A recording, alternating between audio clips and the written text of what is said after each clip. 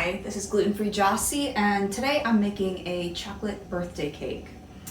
Couple tips to help your cake turn out well is to first butter your pan, cut out parchment paper to line the bottom, butter that, flour it all, dust it all in flour, and then to get the excess off, I'll kind of hit my pan here and get it into the sink or trash can or whatever.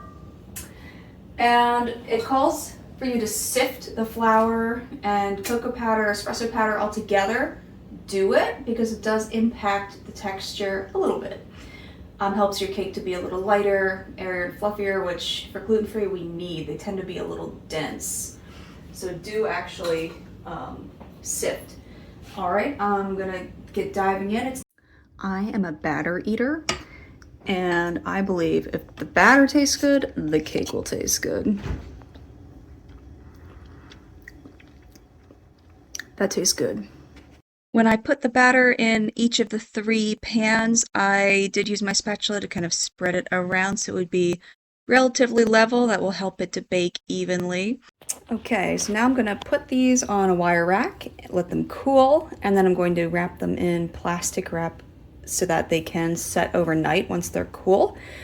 You can actually do the plastic wrap maybe even 2 days ahead if you wanted to bake the cakes one night and then ice it later, which is what I'm doing. I'm gonna frost it in the morning. And the one looks more full just because it's a shallower pan. They're all approximately equal. I did eyeball it. I didn't actually measure each one exactingly. Here are the cakes wrapped, so that's kind of just what it looked like resting overnight. And next I ice it. It's the next morning and I am getting ready to ice the cake. I'm making the frosting here. And I've made this recipe before, and the recipe makes a ton of frosting. I would be throwing out quite a lot, which I don't like to do.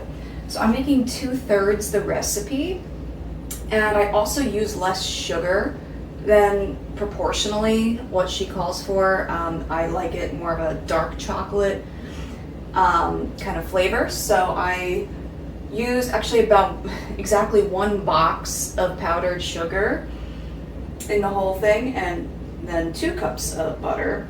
But I find I need a lot more heavy cream than what the recipe calls for, even proportionally. I think I've used 8 tablespoons so far. And now it's finally maybe at a medium consistency, which is pretty good for spreading. A lighter would spread easier. But I don't do a ton of piping and decorations. So if you do a ton of piping and decorations, maybe you want to make the full recipe. When I did that, I used 7 cups of powdered sugar, not the 9 or 10 she says. And so that's kind of where I am with the frosting, but it tastes so good. Here is the completed cake once I was done frosting it, and here is what the frosting that I was left with, which you can see I actually pretty much used almost every bit of the 2 cups of icing, so not anymore. Then for the final touch, I made melted chocolate shards, which are super easy. A mix of dark chocolate, semi-sweet, and white chocolate, which I melted in the microwave and then just kind of spread it out on parchment paper.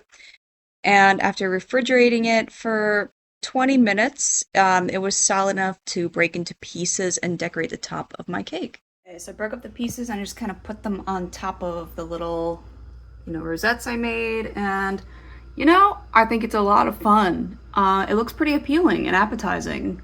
I want to eat this. This cake is super rich, moist, chocolatey, and delicious. Make it if you want to make the best chocolate cake gluten-free of your dreams.